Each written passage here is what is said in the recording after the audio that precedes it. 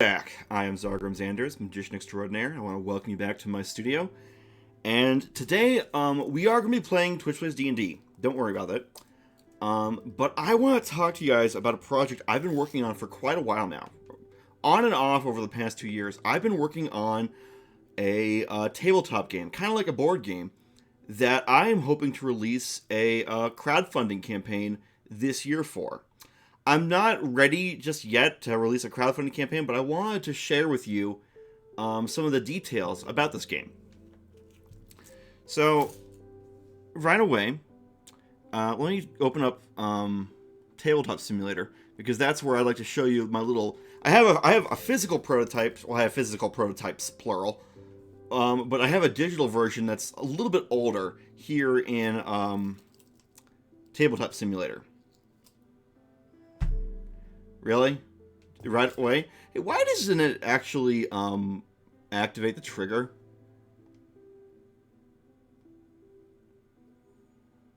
It's supposed to, but it doesn't. That's odd. Platforms. It's supposed to be logged in, but it's not. Or no, it is logged in, but it's not actually triggering it. Okay. Anyway, I don't know why you guys always do that like immediately after we start, but okay. So the way this game I've developed, let's see here. This looks about right. All right. Yeah. Okay. So, let me just switch over here, and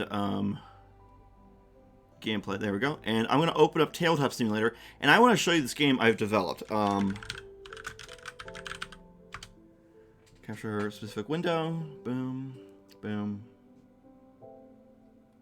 boom. So I'll show you what I've been working on for a while now. I finally have some basic copyrights in place, so I don't feel nearly as paranoid about sharing this as I used to.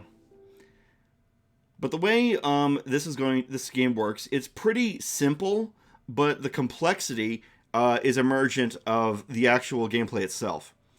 So this game is all about little tiles. You have 40 of these little bastards that you place. Now, there we go. Now, in this game, you have different color. You have about 40 of these things. Oh, how do you rotate? I think you do it this way. Yeah. You have 40 of these, and what the heck? There we go. That's what I wanted. There we go. Now it's lined up with the grid. Anyway, and in this game, how this works is... Actually, I don't know if this is shuffled.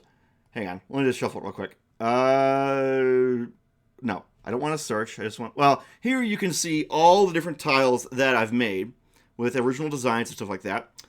And you have 40 of these things, right? So, anyways, let me just shuffle these just a little bit.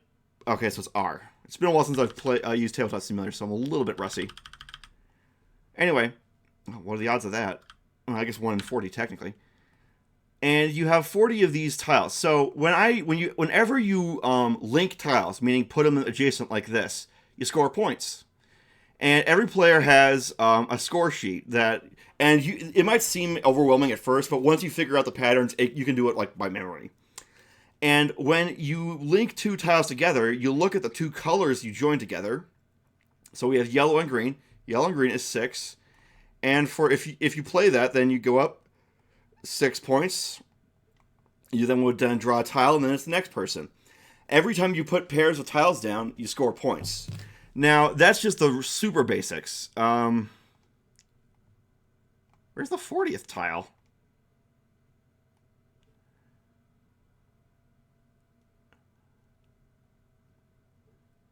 Oh, does it start at 0? That don't seem right. Well, there's supposed to be 40 of them, but you get the idea. The point is that you would start with, like, I'll just give you a little example here. Oh, that's why it's all the way over here. That's the problem. Okay, hang on. It fell over there because there we go. You would start with, let me just shuffle that. Okay. With a series of tiles that you draw face down. You start off with a little grid. And it's supposed to be a random configuration. Then you flip them face up. Then every person draws up to 5 at the beginning. And let's just say I draw one of these and I place it right, here. So because I put 2 pairs of edges together, I linked 2 pairs, I get green on yellow and yellow on yellow, which for me would mean 5 plus 6.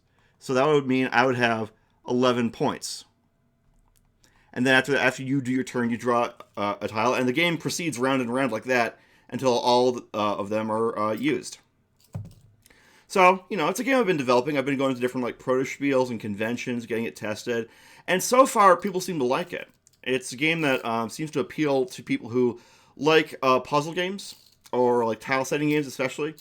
And I have noticed that people who enjoy chess seem to kind of enjoy this game. So this is something I will be trying to set up a Kickstarter, or not Kickstarter, but not necessarily Kickstarter, but a crowdfunding campaign later this year. I might try to make it tangible. I might just try to make it digital, depending on what people want. I'm gonna try and talk to some marketing people to see what would be a good way to try and market this, because obviously I want the campaign to succeed. But yeah, this is a little something that I've been cooking up for a while.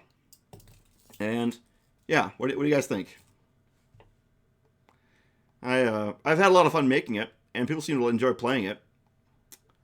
So, that sort of thing.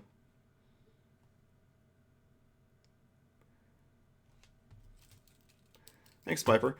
Well, Emma, yeah, what I mean is by digital that I'd want to actually sell this product. So I'd probably, if I made a digital version of this, I'd make it on Steam and release it there. And I have a friend of mine who's done a lot of other stuff with me who would have a way of doing that. I guess I'm just trying to figure out what would be the best way, because people seem to like tangible board games these days, and other people might prefer a digital. So I'll have to figure out what the... Well, the longer we could definitely arrange a stream where we do a game or two. I have been meaning to actually stream a game with other streamers and myself playing this game to kind of promote the campaign or the crowdfunding campaign. But I feel like it would be weird to promote a crowdfunding campaign before it's actually out, because I don't even have a link up. I just wanted to start stirring the pot and just saying, hey, this is going to be upcoming. My soft goal for releasing the campaign is is at least Q2. My hard goal is for the campaign release is Q4. So yeah, I'll be going at the beginning of March to Protospiel, Indiana, or at Indianapolis, to get this game tested, because I have a recent version it's a little bit different from this. It's updated from this version that I'd like to get tested and all that jazz. Is this... Yeah, okay, this is the one where they're all the... Yeah, this is the old version. Yep. Yeah, this is version 14, not version 15. But anyway, I could easily update it to version 15, but you get the idea. So, I'm not... Will FIPO be the main hero of the game? Well, okay, so it's interesting that you asked that question. FIPO wouldn't be in this game, but I have been debating recently if I should make characters, and if I make a digital one, to make a story mode. And I thought it would be fun to have a team of magical girls from different parts of the earth fighting evil, but maybe we could make it really tongue-in-cheek and make fun of Sentai stuff, as well as making fun of Super Sentai, and making fun of Sailor Moon stuff, where, oh, you're evil, you're super evil, you gotta go down. Oh yeah, Caleb, everyone stop, let's play a game real quick. Yes, this is kind of making fun of Yu-Gi-Oh! It would be kind of a tongue-in-cheek comedy adventure, but I figured that'd be kind of a fun thing to include with the digital game, as well as multiplayer, obviously. I mean, it's meant to be a multiplayer game. So. Yeah, play digitally, absolutely. It could be created automatically. So, let me go to, here.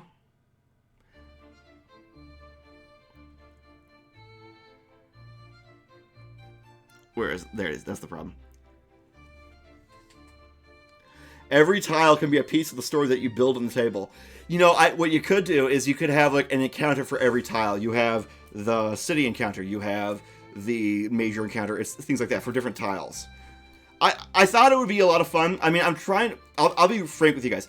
I'm hoping to make a career for myself. I'm trying to start a business. Not just that uses both my VTubing presence and inventions that I make. I figure I can VTube and develop, you know, kind of a community and stuff like that. And if and when I make something or come up with something, I can say, hey guys, here's something I made. Maybe you might want it. Because I used to be an accountant that didn't work out. I tried to be a writer that didn't quite work out. And I'm trying to find some kind of career to go with. So right now, on my tax form, I call myself an entrepreneur because that's what I'm doing. I'm trying to start a business. It's called Everted Vantage. And I'm going to try and make like games and things like that people want to buy and see if it goes anywhere. I mean, don't get me wrong. I do love streaming. I really enjoy streaming, actually. And yeah.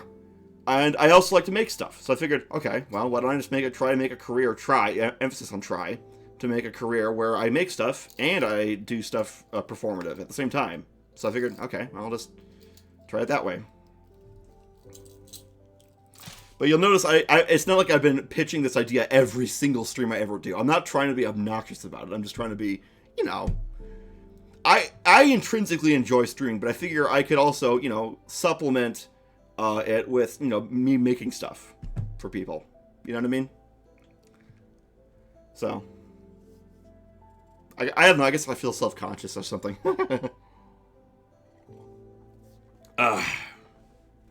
Anywho, let me get Twitch Plays D&D set up.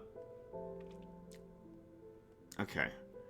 So, we need to get that.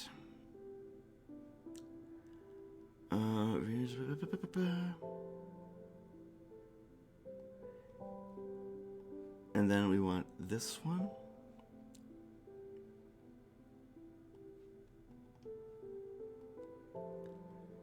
Okay.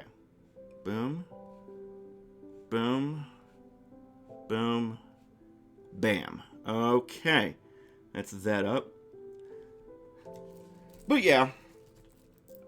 That's a thing I'm looking forward to coming out with. I might try and because yeah, the plan is that when the campaign is up and running, I'll try and do like promo streams where I'll have like other people playing the game with us and we'll live stream us playing the game. Because it's supposed to be a social game where, you know, you talk and you banter, but it's also an intellectual game at the same time. Anyway, let me get these other things up. Can you tell how nervous I am? Good luck. Looking forward to consume your inventions. Okay, well, I hope they end up being worth consuming. I guess I'm just nervous because I've been putting a lot of time and effort into this, and I just really hope it doesn't suck. I mean, the people who have been testing it, who I've been, you know, showing it to at these conventions seem to like it. Like a map? Well, we could, if I made an adventure mode for the game, I could make one of like a gazillion different things for it. But I'm thinking the story would be like a parody of like Sailor Moon / Yu-Gi-Oh! Where the world is at stake, and now we have to save the world by playing a tile-setting game. And it just leans on the fourth wall about how little that really makes sense when you get down to it. I kind of like tongue-in-cheek stuff like that, which is why I like anime like Konosuba. Ones that are just absurd. And I thought it would be kind of funny to have like all these magical girls like saving the world by playing you know, a stupid little game.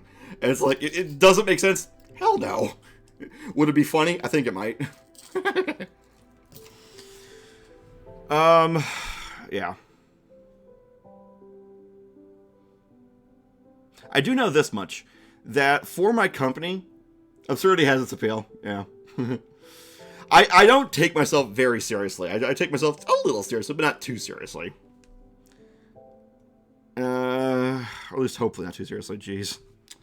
I do not want to be one of... Because whenever I meet people who are like, oh, the indignity of this, I am above all these things, I'm such a big deal, I can't stand that at, like, all. I go, like, it drives me nuts when people are all about image and my My pride and honor. Like, oh, God, I can't stand that at all.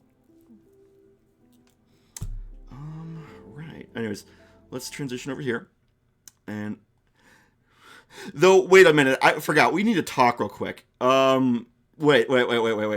I gotta know. Okay, so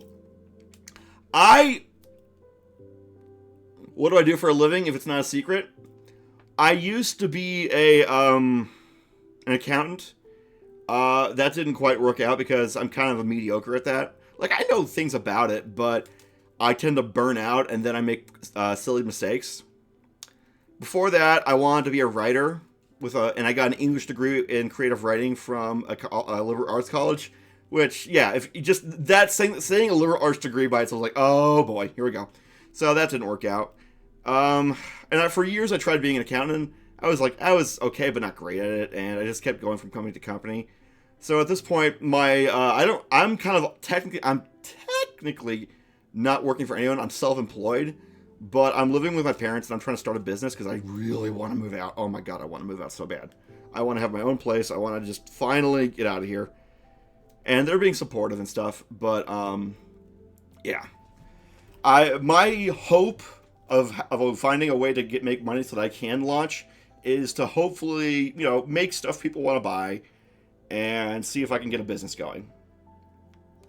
But along the way, I actually, I found that I like streaming. I like talking to people on streaming. I like playing silly games, having silly moments like that clip where I see that gross monster in Blaster Master 2? I think it might have been 2. And I just have my overreaction. Like, I don't know. I like the chaos of streaming. It's fun. It's a lot of fun. And I figured, hey, I've always had a bit of a, show person type of thing. I might as well try and, see if I can, blend that into my, desire to create stuff. So, do I have a real job right now? No.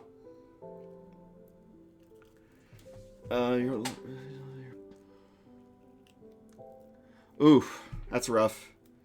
And yeah, I'm weirdly fortunate, actually. But I try to help others. Sometimes I try maybe a bit too much to help others, and then if I've probably talked to some of my friends about this, how I tend to be a bit too, I can be a little bit of a doormat sometimes. I can be a little bit wishy-washy and a little bit easy to make feel bad about stuff. So, yeah. Anyway, but the thing I wanted to talk to you guys about real quick is I made this female model and all this stuff kind of as a joke. But you guys seem to turn me into this female form like immediately at every stream. Can we talk about that? Like, okay, I thought it would be kind of a funny gag, because honestly, those gags in like Shakespearean plays I thought were kind of funny. But I'm starting to think that this isn't that much of a gag for you guys, so I'm like, what's, okie dokie. We could go back. I'm just trying to understand here, because I'm not actually transgender, I'm cis male. I just thought it would be kind of funny to have, a character just put in that kind of situation, because, it's an old TV trope, of, like there's a Fairly Odd Parents episode about this, and stuff like that. And, I don't know, I'm trying to understand what your guys' perspective on this is. Like, is it, like, the gag for you, or is it just, like, what's going on here? I guess that's what I'm curious about. No one's in trouble or anything like that. I'm just trying to understand here, because if you guys just want me to just go out the gate with the female form, I mean, we can. It's not representative of who or what I am, but we can. Just be lucky that Spiper changed you back, my man. Okay. Yeah, that's kind of what I thought might be the situation, Evo, so, okay. Yeah, it makes sense. Makes sense. Boop. And, alright. Alright, where were we? Okay. So, I remembered something from the, stream before last, where, you guys had that whole absurd thing, and it turns out there is this big overarching, cosmic evil you gotta undo, and all these different weird adventures you've been going on have been preparing you for that. So, yeah. We're gonna reset all of this. All right. Huh?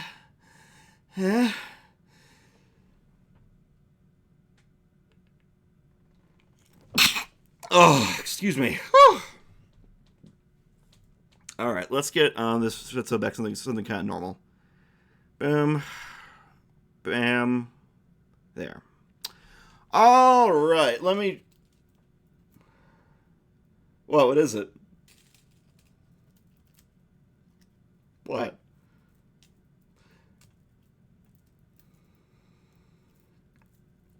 Anyway, okay. Let me think for a second here.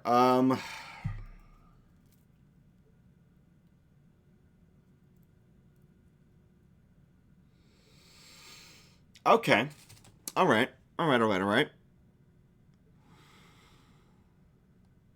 Ah, yes. Perfect. Yes. Yes. Yes. Yes. Yes. Okay. Where is it? Where is it? Where is it? There. That's what I want. Okay. We begin tonight with FIPO, representative of you guys, waking up on a floating island in the clouds. And I shall draw it presently for you. Previously, you guys did a whole bunch of stuff to get a star back to the sky. And you succeeded after conquering a shadow demon. But now, you find yourself with another test before you can take on this cosmic entity that means you harm.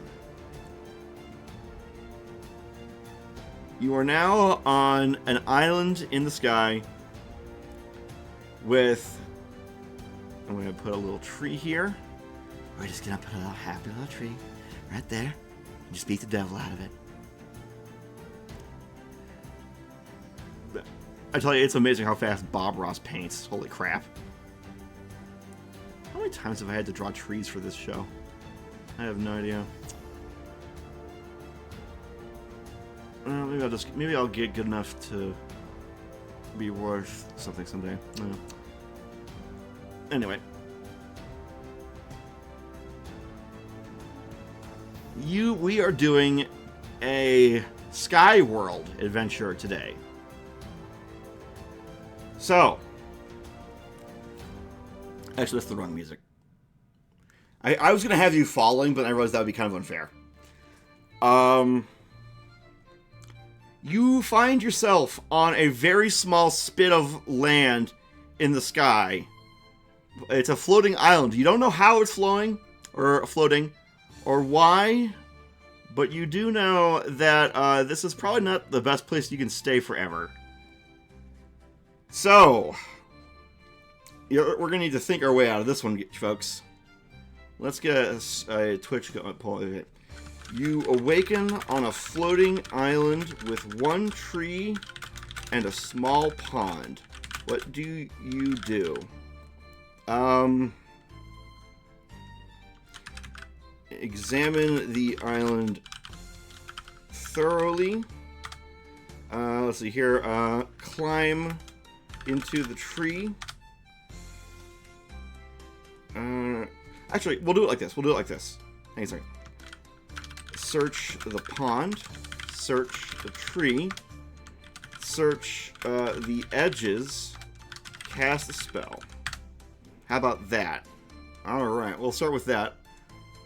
Alright, everybody, you know the drill. Vote for what you want.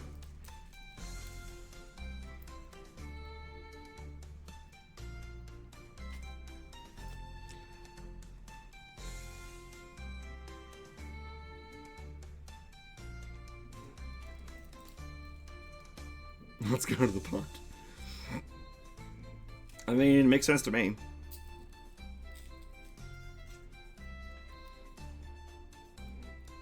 Yeah, okay. Looks like we got something of a, yeah, okay.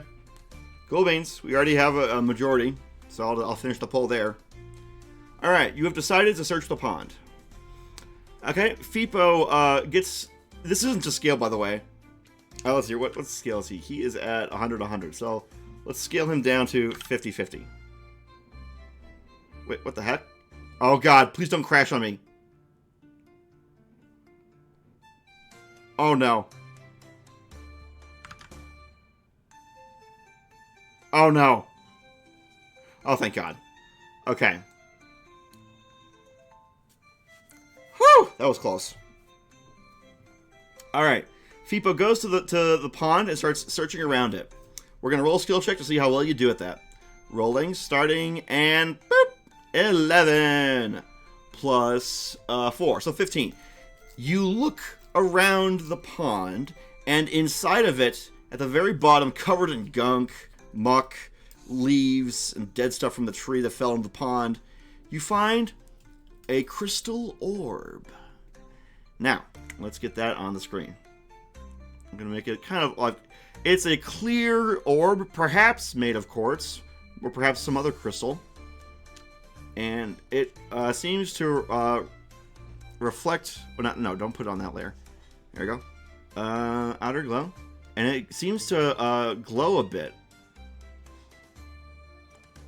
There we go.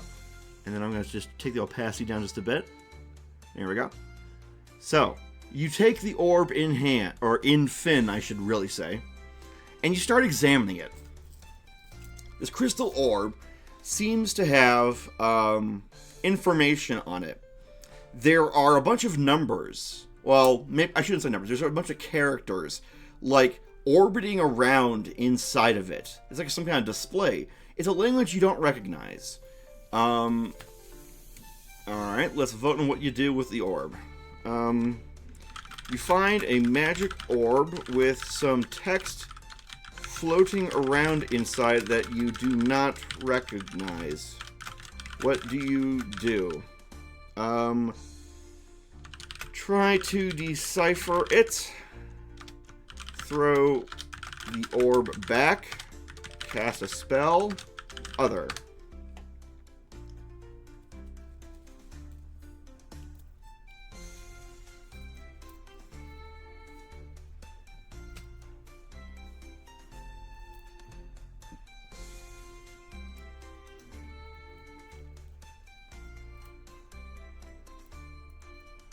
Alright, we have one vote for try to decipher it.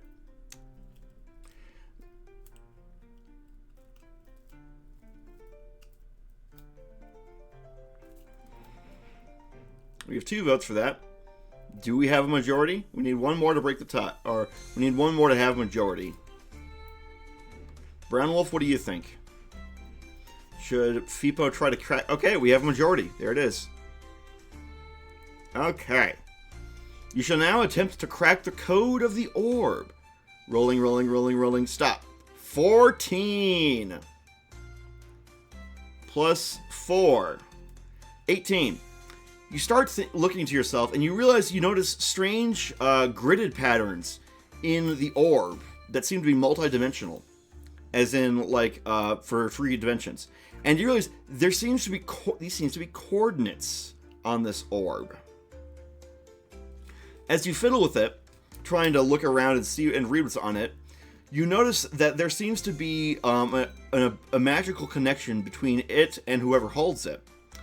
And you realize that you are capable of communicating to something, or somewhere, or sending out a signal of sorts from this thing. I guess we'll vote on that too.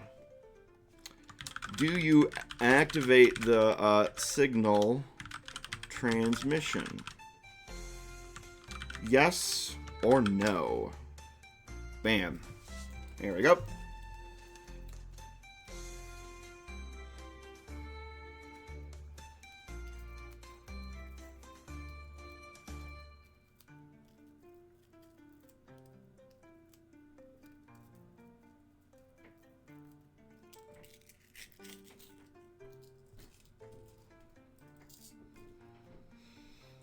Alright, well, I think we kind of have majority here. It looks like we did. Yeah, we have majority. Okay, cool.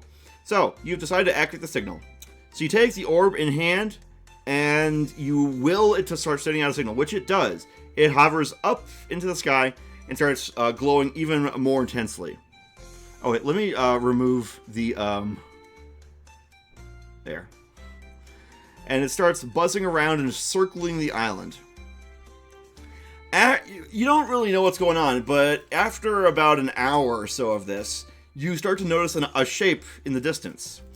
There is an airship approaching you, approaching your island. Now, you need to decide how. Okay, so no, wait, I know what I'll do.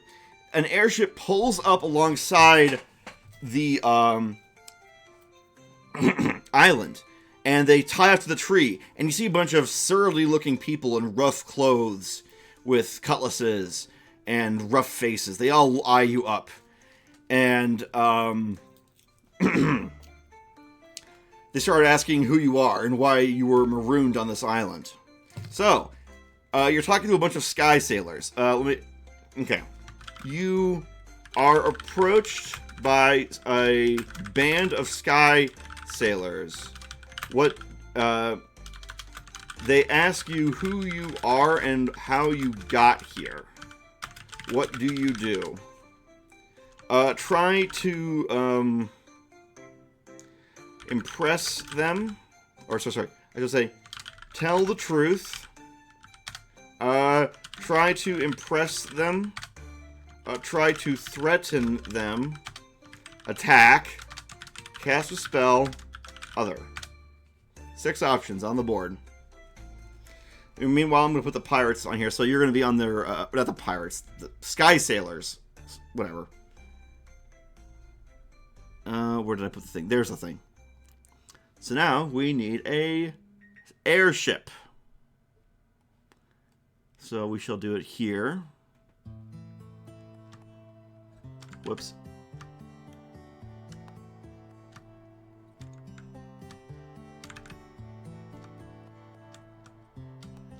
Actually, I might just have it be off the side of... Yeah.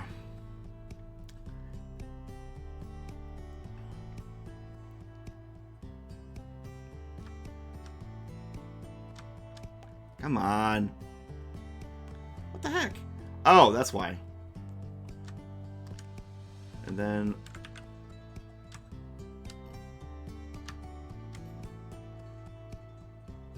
Bam.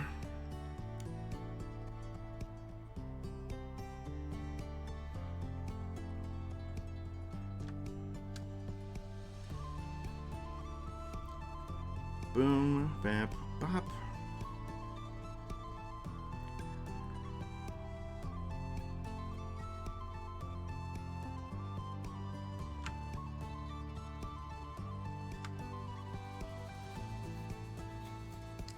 Alright, I think that's the bow of an airship. Tell the truth. We got 1 vote. What are you guys going to do? 1 person has voted to tell the truth. We need a majority. Otherwise, we'll have to call it at that. Actually, I'll just take this and... Boom.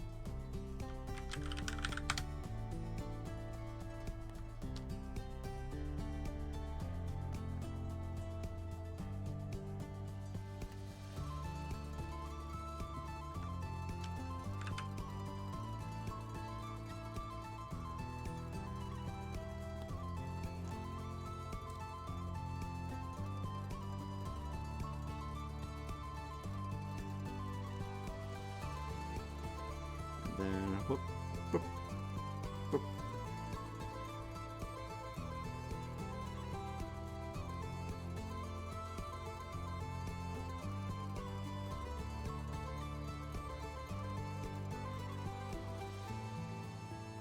He has like a beanie. We'll say that.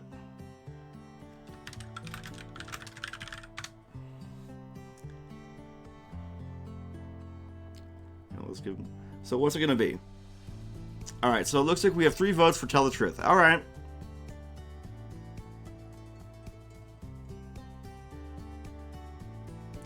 Alright. After the sky ship captain approaches you and starts asking you who you are and what you're doing on the island, you tell the truth. You've decided to tell the truth, saying, you don't know how you got here exactly. You know that you are being drawn through the planes to try and fight some kind of cosmic horror, and every time you arrive, you end up faced with a new kind of challenge. The pirate is like, are you gonna tell? Well, I'm gonna see if the pirate believes you or not. Not the pirate, the sky. You know what? Fuck it, they're pirates. Fuck it. 4. He doesn't believe you. He says, tell me the truth or I'm throwing you overboard. So now you gotta, he didn't believe the truth even though you told it to him. So now you gotta do a skill check to bluff. Nat 20! Let's go! You say that fine, that was what you dreamed. And what actually happened is that you were marooned on that island because there was a mutiny on your last ship. And you were in favor of supporting the captain, but you got kicked off and left on that island to die. This time, he believes you. He's like, well, looks like you're back to work on another ship. Welcome to... I'm gonna name this ship the Pigeon.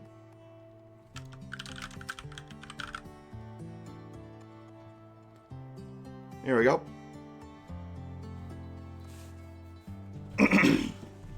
Well, it looks like I'm afraid we saved your life, therefore it belongs to us. You are now serving Captain Red. There we go. And no, I won't leave you on red.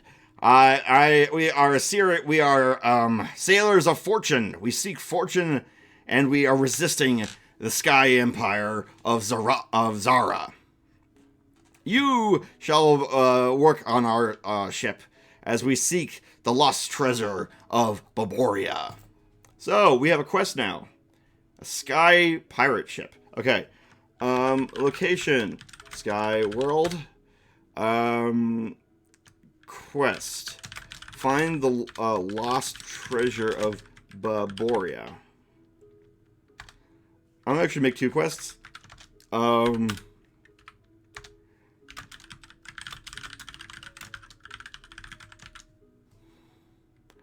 Okay, so you have been... this is an old thing in nautical terms where if you get taken on board a ship, you might be it's called impressment, where you are pressed into service after you're taken on board a ship because where you're going to go.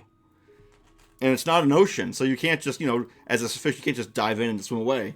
So it looks like you've been shanghaied into working with a bunch of sky pirates on aboard the sky pirate ship, the Pigeon. Ooh, interesting question, Emo. Well, let's find out. So, about 2 days pass after you've been shanghaied into working aboard this ship. And let's see how good of a job you do, just to make sure you don't get immediately thrown off. 16. You're doing a good job. You're actually able to help out with things like, especially things with magic. They're very impressed you can do magic. So you're able to help the ship along and do things like that. As you finally get secure in the place after 2 days, you start examining how the ship works, and you start asking a few questions here and there. And we're going to see how good of a job you do. You do a great job. You find out the following. All right. Every ship has a flight core and a propulsion core. These are usually in the form of decently sized and very powerful crystals contained within a metal unit in the engine room. The flight core helps it resist the pull of gravity. It's like the repulsor lift. The propulsion core makes it go forward. So one gives you lift, the other gives you thrust. That's how the ship moves. And as long as you're able to get these 2 things on board, you're able to get a ship to move. Now, these things run on mana, which is basically what magic comes from in this particular world. So they use up mana, and some places have more concentrated mana than others. So in a way, you sail along currents of flowing magic in order to navigate the skies. It's not just winds, it's also magic currents. All of that seems, great. But then you find out that there are such things as sky monsters. You ask people if there is such thing as a ground, and they tell you that they've never seen it. There's just flying continents. But they believe that if whatever is at the very bottom of this, which no one's ever gone there and come back, beneath the lowest cloud layer ever, they believe that's where the monsters might come from. No one is sure about this, but that's what they think is the case. This is what you have learned over the past 2 days of being aboard the Pigeon. Now, one day you'll wake up and the ship is booking it through the skies as you hear distant explosions. You see a massive ship, probably twice the size of the Pigeon, on the horizon. And it is flying a red and gold flag. I'm going to just paint it off in the distance like this. It's a huge ship. All the way over here.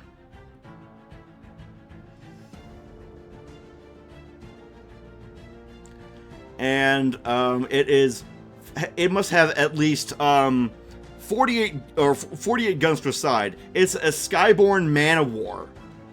Absolutely huge. And it's firing upon you.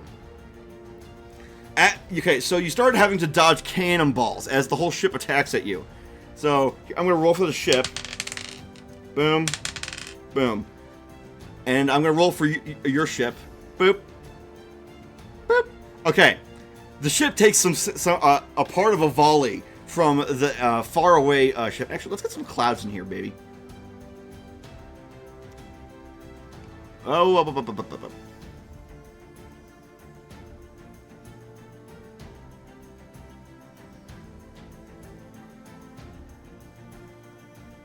There we go. Okay. So the ship's under attack. As a bunch of cannonballs fly through the sky, they rip into your ship, and they blow away and kill the helmsman. What were you doing? You were helping manage your post, but now the person at the helm, the captain, looks to you as the ship is firing back and trying to escape this man-of-war and says, "You, Fipo, man the ship!" You have been... Okay, so here's the next thing. You have been ordered to man the helm during a sky battle with an Imperial ship. What do you do? Obey the order and start steering the ship. Lie and steal a lifeboat. Try casting some magic. And 4 is other. Bam. Here we go.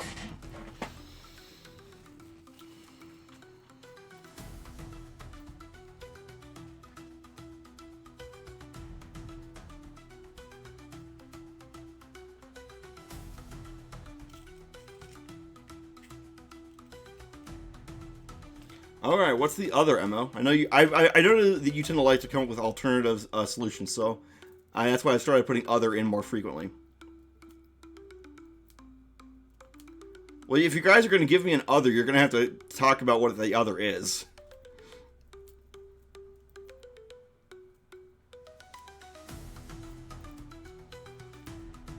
Let's trick them to disable the anti-grav core.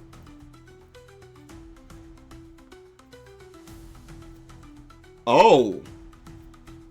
Hey, wait a minute. Emma, if you're going to dive down to, well, what people assume is the ground, that, because no one's ever been there and come back, because there's a cloud layer, kind of like in Skyward Sword. So, you can try and pull a submarine and just go deep, close to the cloud layer, which is very dangerous to do.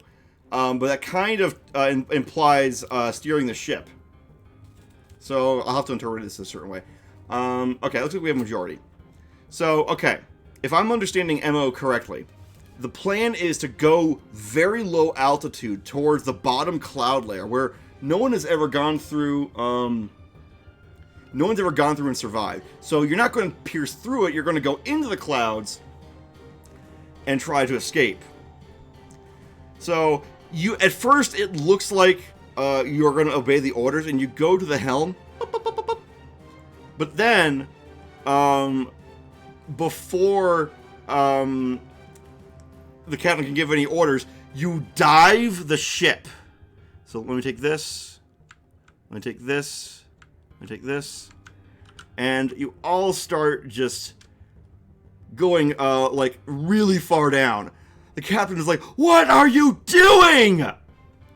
And as you're diving, the other ship is trying very hard to catch up to you, but you're going very fast downwards, and the other ship is trying to match your speed and intercept you.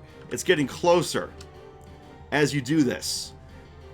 And the captain's like, "What are you doing? Explain yourself." You say that you're going to hide in the lowest cloud layer. And the captain says, "Are you nuts? No one's ever survived that. You're going to kill us." And you say, "Well, either we die to the man of war, or we die, or we take our chances in the clouds." What would it be for you, Captain? And the captain thinks it over, and is like, "Proceed, you maniac!"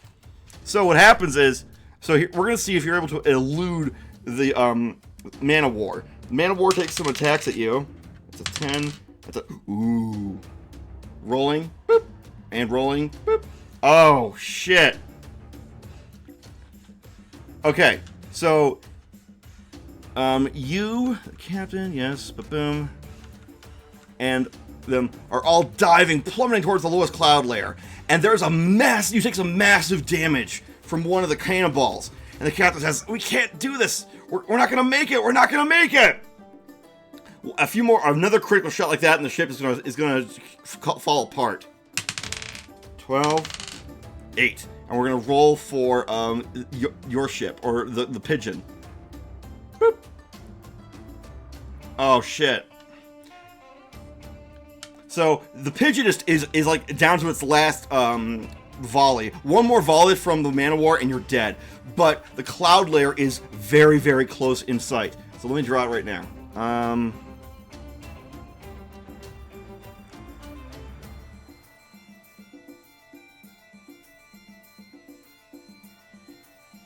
The captain says, "I can see the layer! I can see the layer!" The crew. Then what you do is you take the pigeon and you tell everyone to hang on, and you put it into a vertical. Oh, god dang it! I don't want to not that layer. I want more than just that layer. Boom, boom, boom.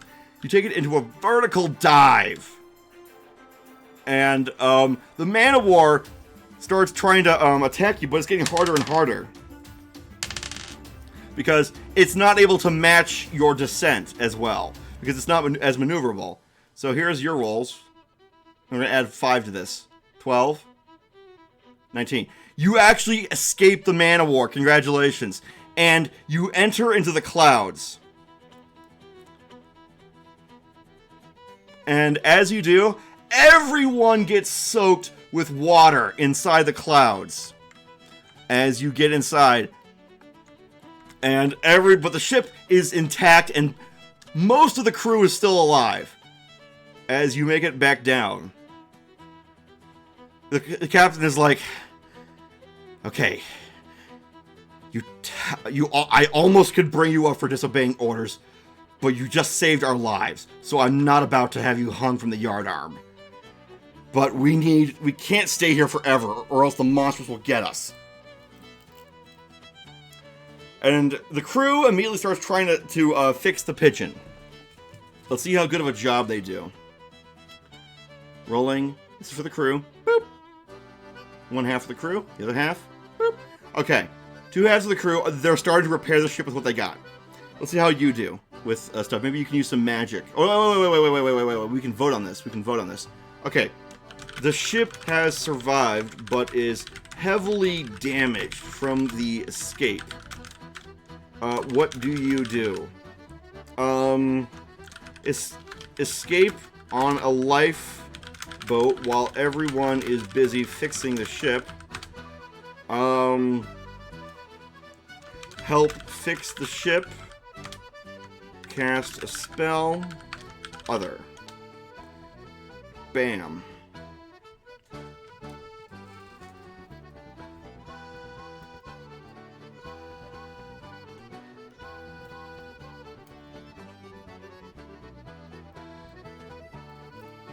What's it gonna be, everybody?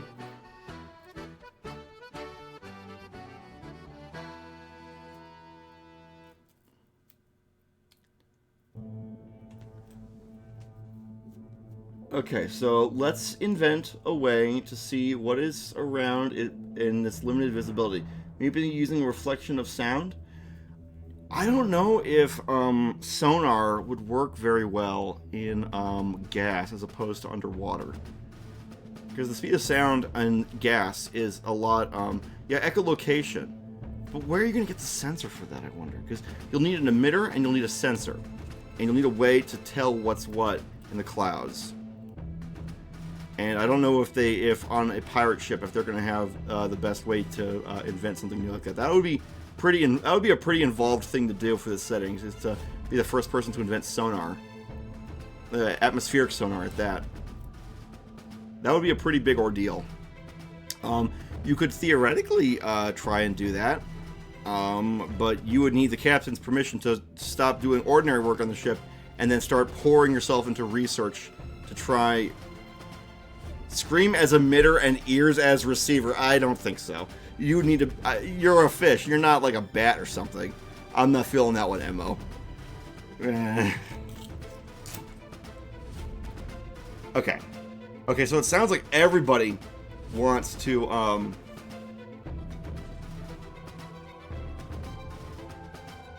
we have 2 votes for escape on a lifeboat while everyone is busy fixing the ship. Oh, we have some disagreement. So, we need one more person to vote. Who hasn't voted? We have Spiper, Brown Wolf, and Emmo. Who else is here? Oh, it's just the 3 of you. I feel kind of invested in the ship's fate now as we saved it. You sure did. So, it seems like the other 2/3 of the group aren't as invested as you are in the ship. And kind of want to use this chance to escape. I'd be curious where you would escape to, but...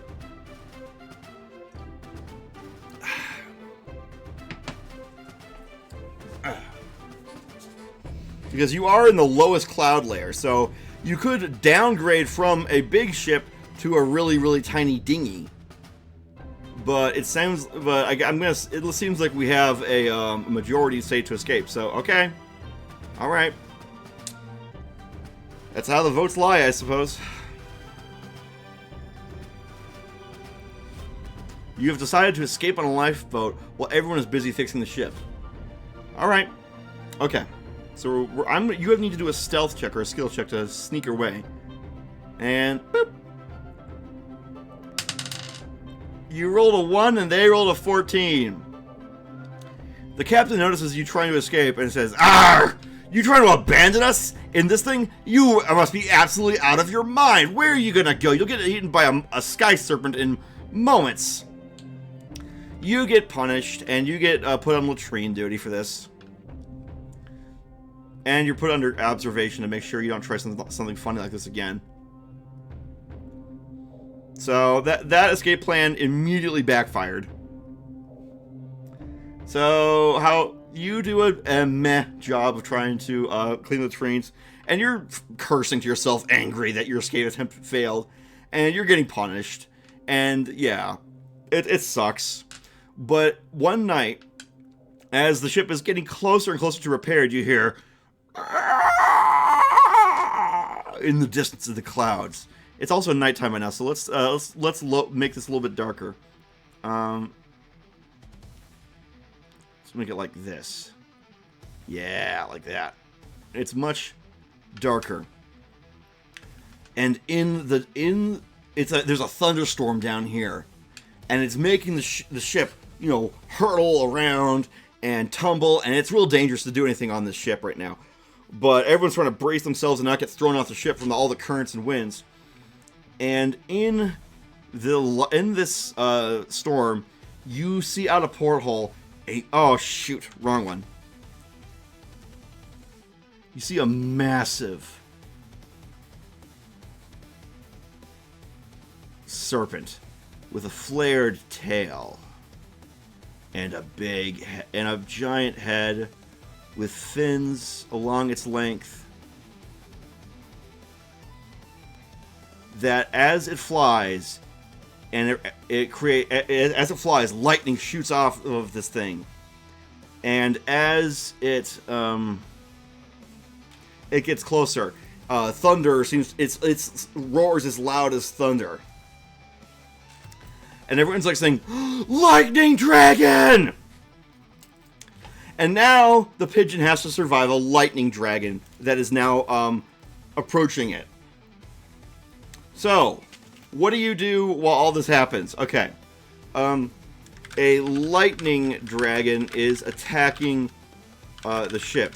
What do you do? Help the ship escape? Help fight the dragon? Sneak overboard onto a dinghy? Cast a spell? Other. Alright. I'd say ascend would be unhelp the ship escape.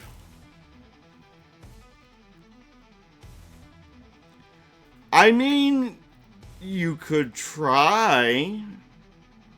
Whether or not you succeed is a whole other matter.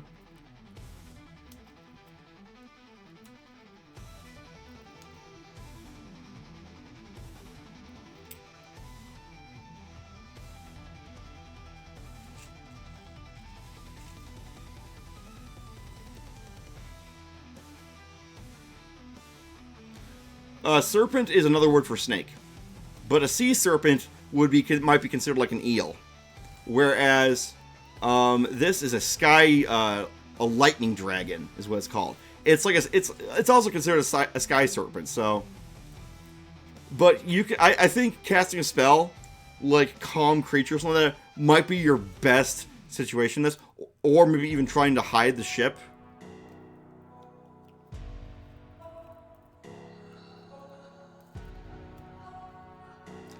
But if you want to try and befriend the lightning dragon, you can try.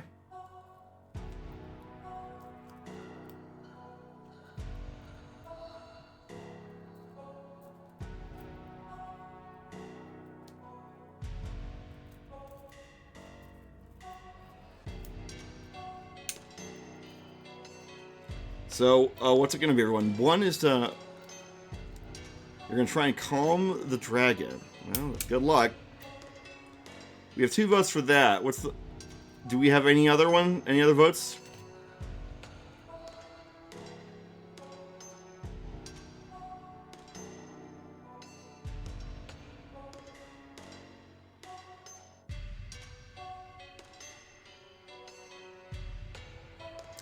It looks like we might have majority. I think we have majority. Yeah, we do. Okay. Alright then. You decide to cast a spell. You think to yourself that you can't really leave this cloud layer or else the Man of War will hunt you down. But you can't stay here either or else the Lightning Dragon will take you down.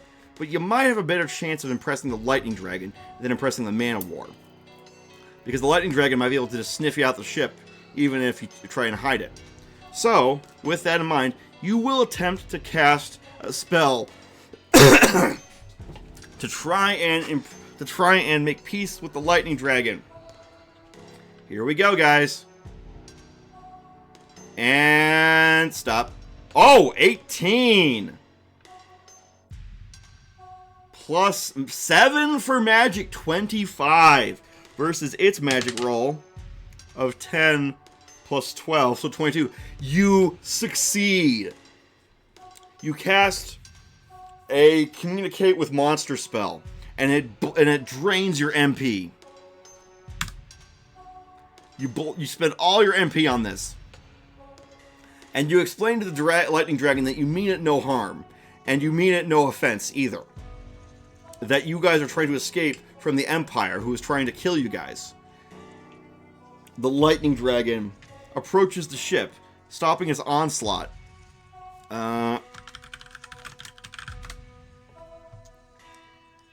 Here, let me make it bigger.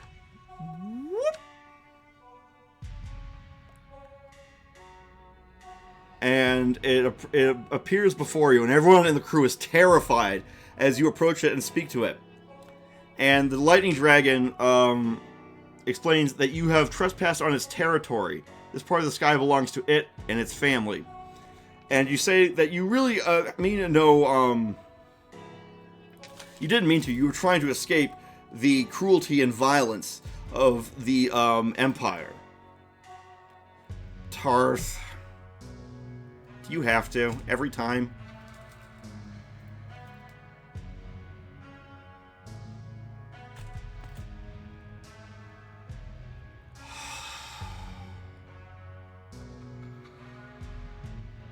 Great. Great. I hope you're proud of yourself. Anyway. You regain 3 mana points from drinking a potion. Alright.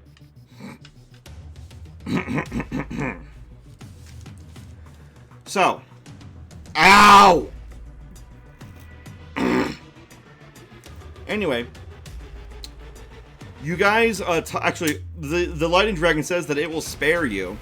And it asks, why are you in the skies and being hunted down by the Empire anyway? You explain to the dragon that you are seeking the lost treasure of Baboria. And you ask it if it knows where it is, because if you seek that, then the Empire doesn't want you to have it. And the Lightning Dragon asks why. And the captain pipes up and says, the reason that we are seeking it is because we wish to overthrow the Empire and break its tyrannical regime. The treasure of Baboria could, it has great, let's say, religious significance to the Empire, or the people of the Empire, and its very presence could delegitimize its tyrannical government's claim to fame. And the monster says that the Empire has killed several of its... Hey, Daniel, we're talking to a lightning dragon aboard an airship named the Pigeon. Anywho, and that if the lightning dragon says that it hates the Empire, and that it doesn't want them trespassing either, because it's killed some of its kin before.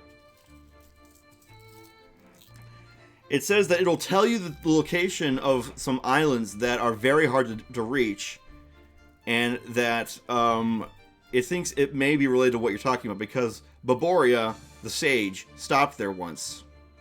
After working together between the crew and the dragon, you find out that this island is indeed where Baboria the sage went to. But the Empire wants to destroy Alderaan. Ah, shut up, Tarth. Anyway. Okay. The Lightning Dragon gives you coordinates to navigate with, and sends you on your way. The ship then gets further repaired by the crew, 11, and by now it's getting pretty decently better. The Lightning Dragon lets you go, and the next day you sail through the clouds and through some of the lowest layers of it. So I'm actually going to make these clouds not dark like nighttime, but much thicker. There we go. Exactly. And in time, you start to see this island. You see this rocky, craggy island made of like ashen gray or ashen reddish stone in the distance.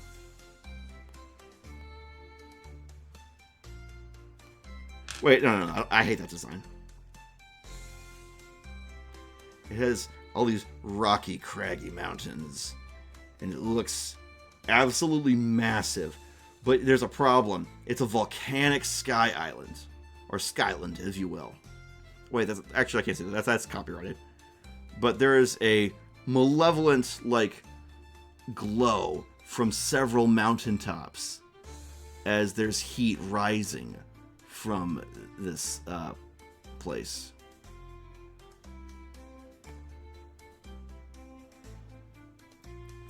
And you see there's all kinds of, like, noxious fumes. This place is really, really, like, it's gonna be dangerous as heck to go around here. So, I'm gonna let you guys think for a bit about how in the world it seems like there is currently an eruption in progress as all this lava drips down, and as it drips down, it cools and makes the island very slowly bigger. Kind of like Mauna Kea in Hawaii. So it's this big volcanic island with all these lava flows and more.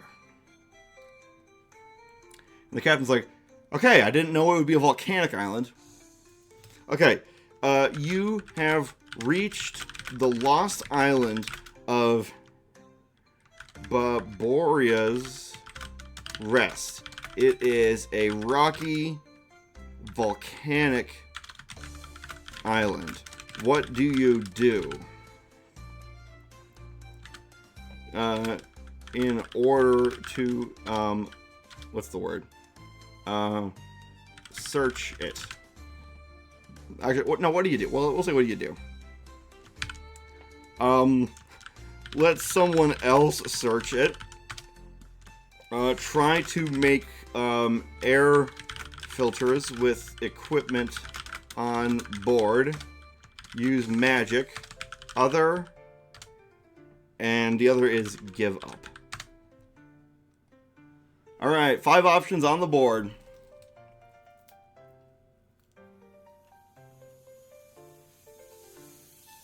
Well, yeah, that's a given.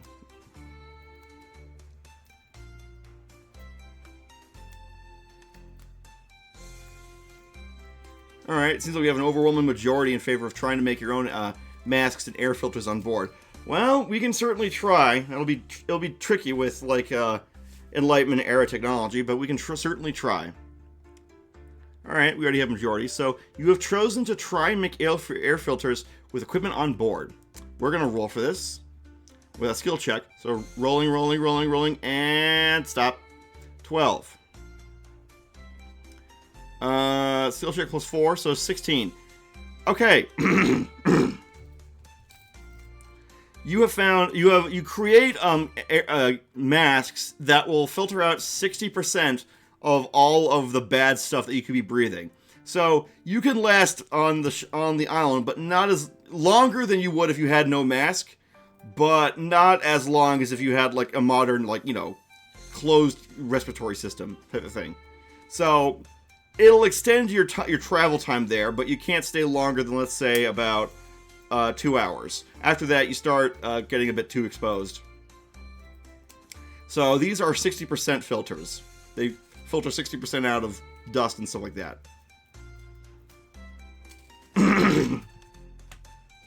So after doing that, we go aboard the island, and you take a dinghy out there. So it's time to say goodbye to the airship prop, or set, I should say.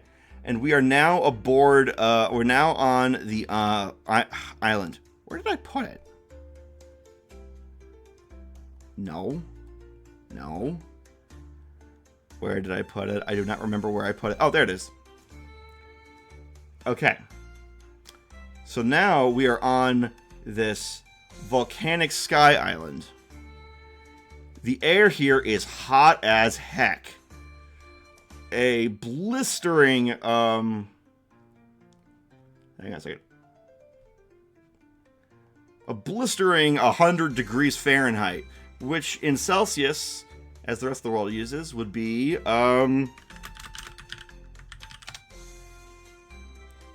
37 Celsius. It's hot here.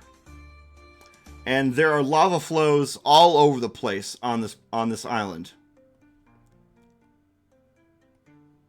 Ah, crap. I didn't want that. I don't want that either. Here. I'll do a clipping mask like this.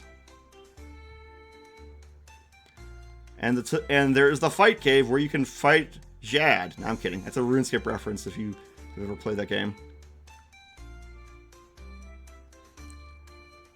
Okay, and create clipping mask. Boop.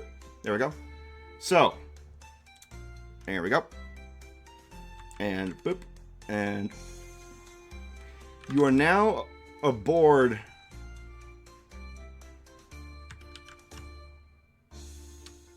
Wait, what the heck? That wasn't supposed to happen.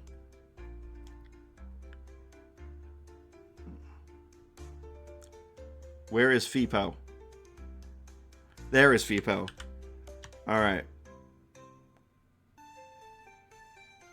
Now let's take it back to 100.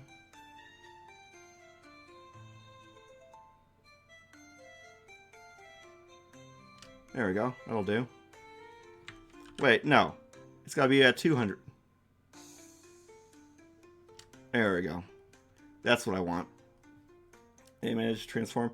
So now you are on this ancient island and you are exploring it. Wait, no. I want this. Do not auto-select. And then we'll take that and we'll get rid of have the captain just stay on the ship. And you are now searching this. Yeah, it's got some pretty good music. You're now searching this volcanic hellscape. So we shall, you have an option of where you can search first. Okay, where is it? Here it is. Okay, you are now on the volcanic island wearing the, filter mask you invented.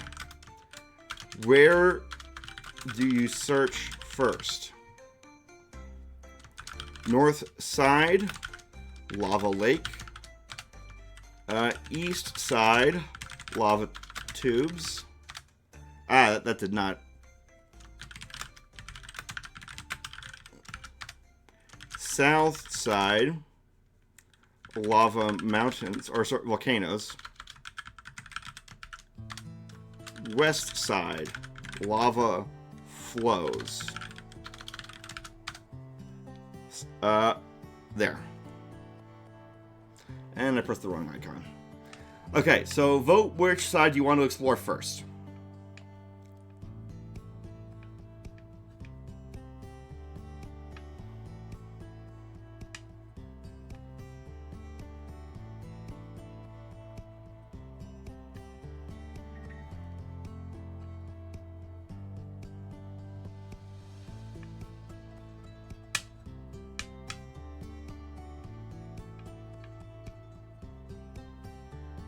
Okay, looks like everyone's saying north side first. Alright, just one second. Oh, that's convenient. That's really convenient for you guys. This might be a short adventure then. Okay. Alright, you guys vote to explore the north side. That was very convenient. You guys... Okay. And as you're exploring, we shall roll a skill check to see how good of a job of exploring you do. And rolling, stop. It's really hot here, and it's very difficult to see straight. It's distracting you, and as you're going around, you bump into a rock, and there's a rock monster! And the rock monster is like, it stands up and starts forming itself as it starts approaching you and swinging. It comes out swinging.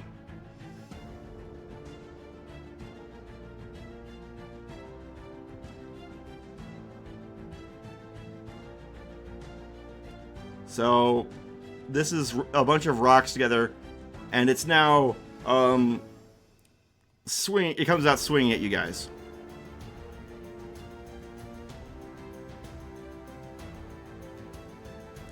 The rock monster attacks first as it gets a bit of a surprise on you. 17 plus 3 versus your... Actually, let's say 17 plus 5. So 22. Versus your combat roll of rolling and boop, 15 plus your combat of 7. Actually, that's tied. So the rock monster hits you right in the schnoz, and you take 5 damage, going down to 9 hit points. Now you shall fight back. And where's the rolling? Where's the dice rolling? You roll your own combat thing, and boop, 13. Plus 7.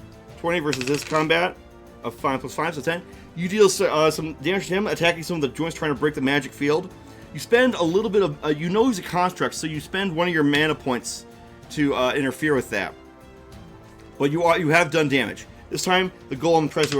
the rock monster attacks you. 15 plus 5, 20. Versus your combat roll of... Nat 20. You skillfully dodge it. And you prepare your counterattack. And, boop. Oh. Yeah, no. You easily dodge his attack, but you're not able to riposte and get an attack back on him. Next up, he tries to, actually, yes. He attacks, he gets a 2, plus 5 is 7, versus you. You get 16 plus 7, which is going to be 23. You easily dodge, and then you attack 19 plus 7, 26, versus his nat 20 plus 5. You beat him by 1 point. He dodges mostly, and you are able to defeat him, but in the process, you start tumbling around. He easily baits you with a tumbling through the air after you defeat him, and you almost land in the lake of lava. It was very close. He almost baited you into getting yourself killed. Okay, so I'm just going to take that. Boom. Ah, crud. That's not what I wanted. That's not what I wanted. Okay. Take this. Boom. Boom. There we go. And then... So, you almost tumble into the lake of lava. And you take heat damage from the process of his dodge. So you're down to 5 hit points. Just from being this close to the lava itself. But you catch yourself and you do not die. You almost did, but you're okay. As you're there, the battle is finally over. And you look around. The heat coming off is just too much for you. And you're forced to back away from the lake of lava itself. It's just that hot. You try looking around again. This time, you notice something. There is a cave in the distance. Alright. Now, as you approach the cave... No, I don't want that. I want this. There we go.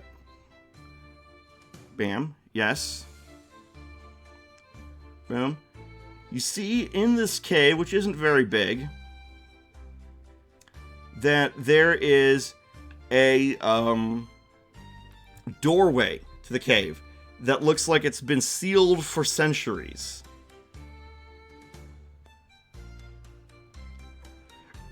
And on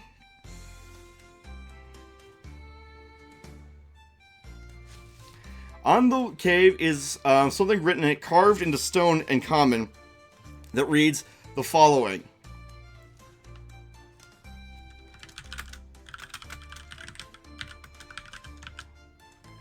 There is text on this thing.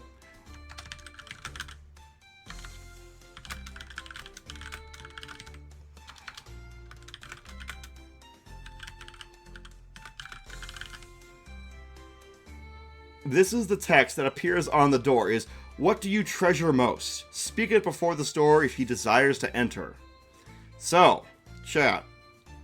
What do we think? What is the answer? Oh, we get a hydrate and a mana potion. Okay, so I'm going to roll these. What do you guys think? What do you treasure? What would this ancient holy sage person who came here... So health points go... mana points goes to 8. And we're rolling for this. 2. And 7. Here we go. What would this old sage, do? So you guys got to talk amongst yourselves about what do you treasure most?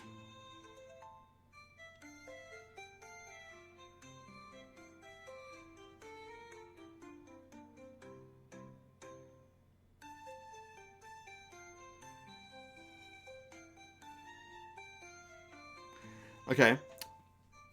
We have 2 people. One person says knowledge, another person says friendship. So I'll put those on. What does Fipo treasure most? One will be knowledge. The other will be friendship. The feet of a fine maiden.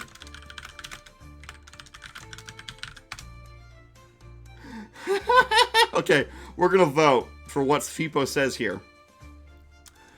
Vote 1 if you want to select knowledge. Vote 2 if it's friendship. And vote 3 if it's the feet of a fine maiden. Oh my god.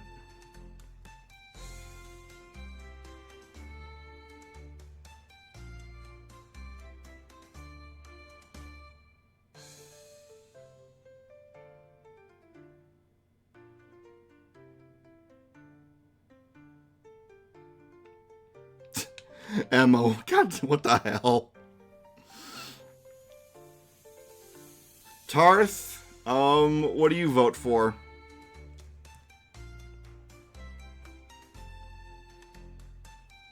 And Brown Wolf, what do you vote for?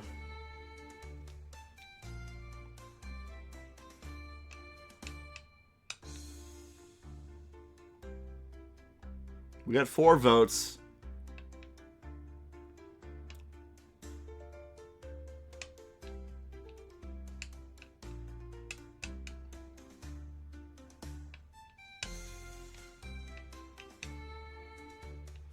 It looks... Okay, we have been at 1 minute, and it seems like knowledge is the one that's winning the vote.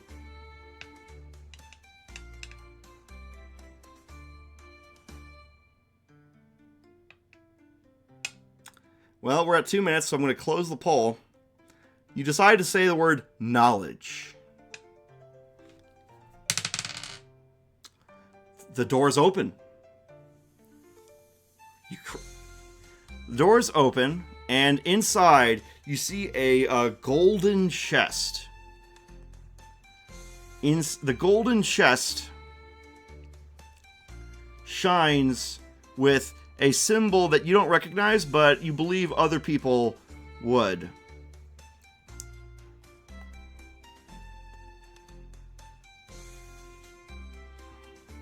There are 3 locks upon this chest.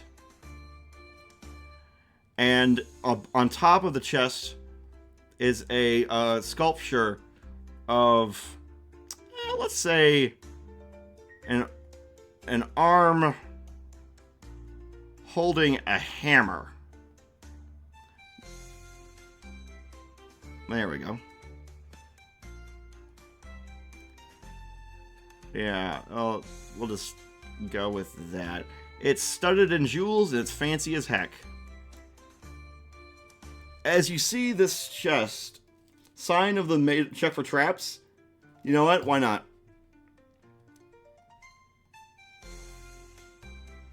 You walk right towards it and touch it. As you open it, you see you get a blast of information that goes into your mind and almost maddens you.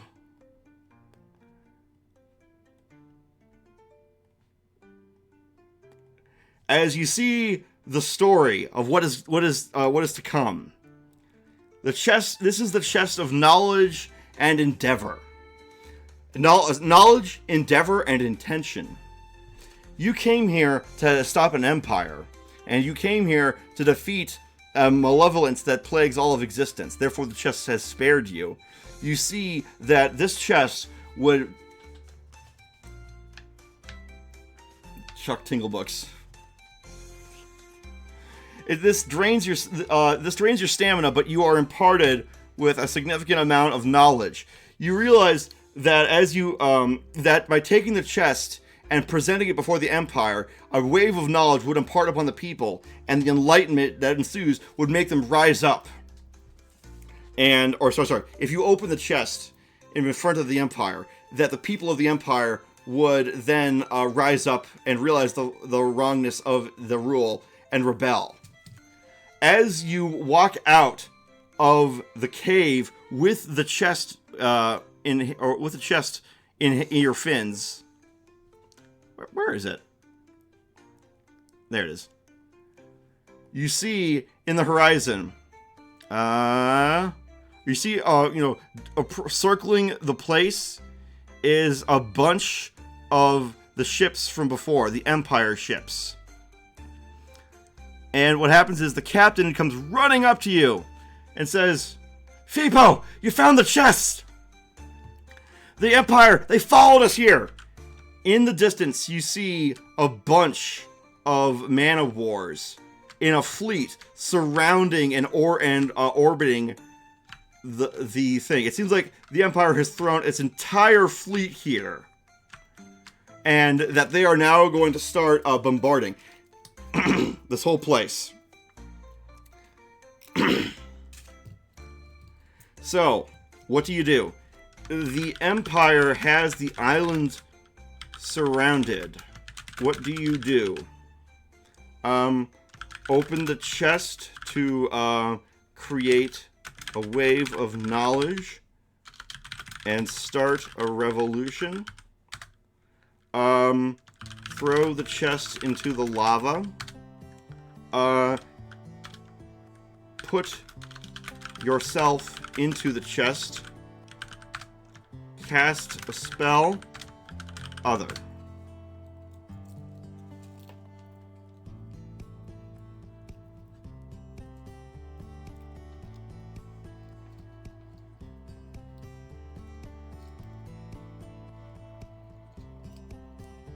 Uh-oh.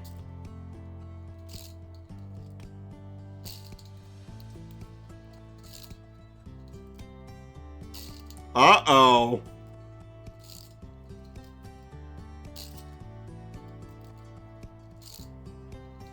Ignorance is bliss? You want people to live under a tyrannical empire? Wow, I didn't know this about you guys.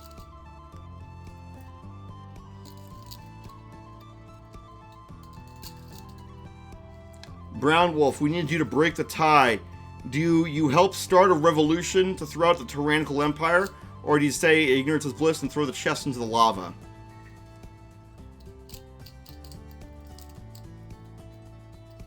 Brown Wolf, I think you might be the deciding vote. We have Emo, Daniel, Tarth, and Spiper who have all voted already. Yeah, but this empire is cruel and tyrannical.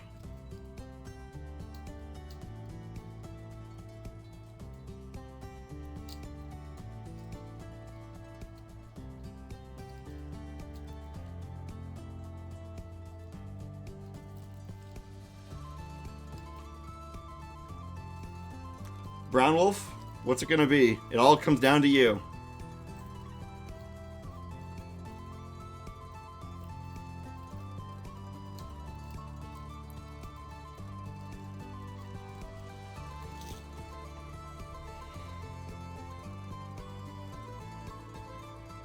Wolf, where are you?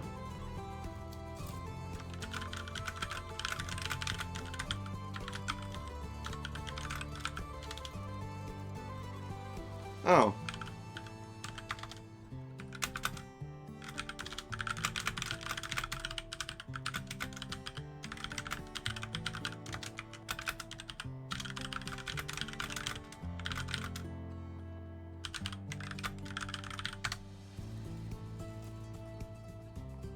What's it gonna be, buddy? I saw them here earlier, so I don't know where they went. I just poked them on Discord. We could flip a coin. Oh, Brown Wolf has voted to open the chest and create a wave of knowledge and start a revolution. Well, there it is. Okay. After a heated debate, you have decided to open the chest. You approach the chest, and you see that there are troops running at you, boarding at you, and they're all shooting at you. All these guys are trying to stop you from opening this chest, because they know that if you do, well, they may have been threatened and lied to. And you open the chest. As the chest opens, a massive golden ray of light shoots out and emanates outwards in a big sphere that encompasses everything.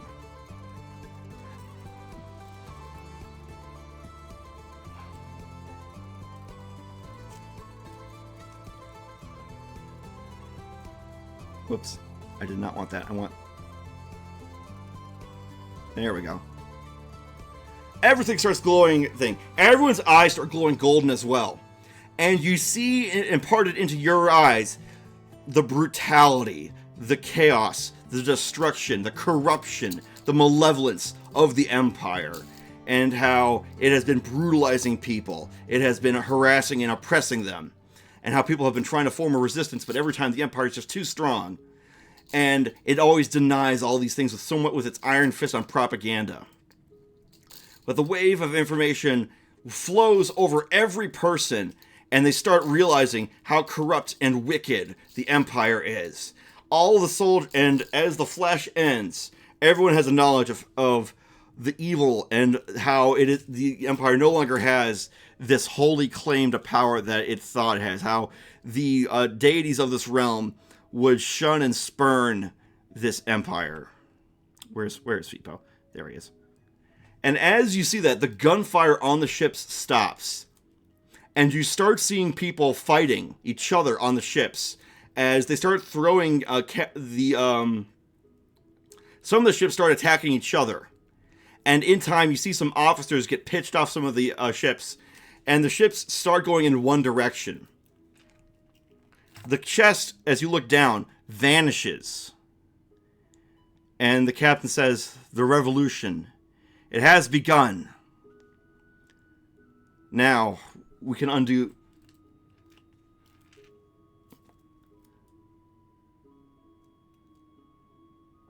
That's what knowledge does to people. They have to go do some work.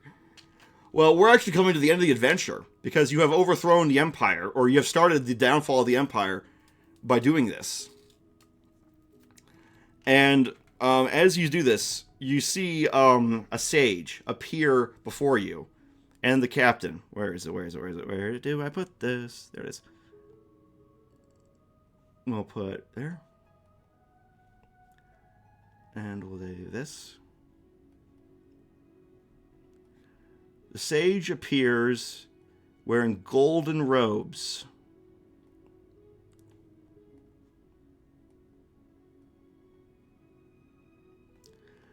And he says to you, "Thank you for finding my thing. I am the ghost of the sage Baboria.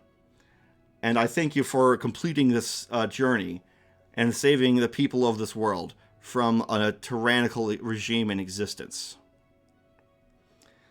You have one final trial before...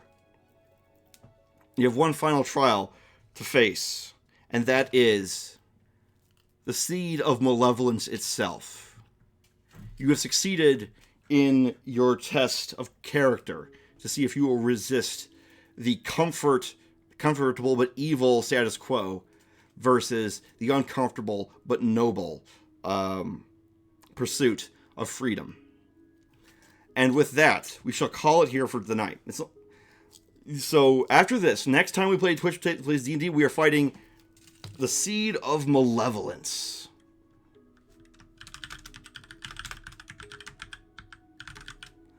That will be our big final adventure, our final boss adventure for next time.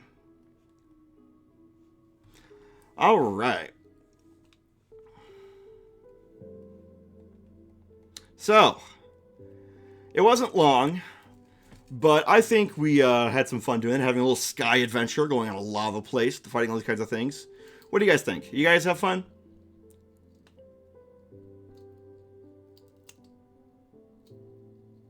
Yeah, no problem. No problem.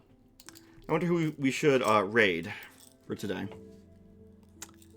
Let's see here. I don't need that one. I need this one. Let's find someone to raid, shall we? I'm glad you guys enjoyed it. I like doing this. It takes a lot out of me, but I like doing it.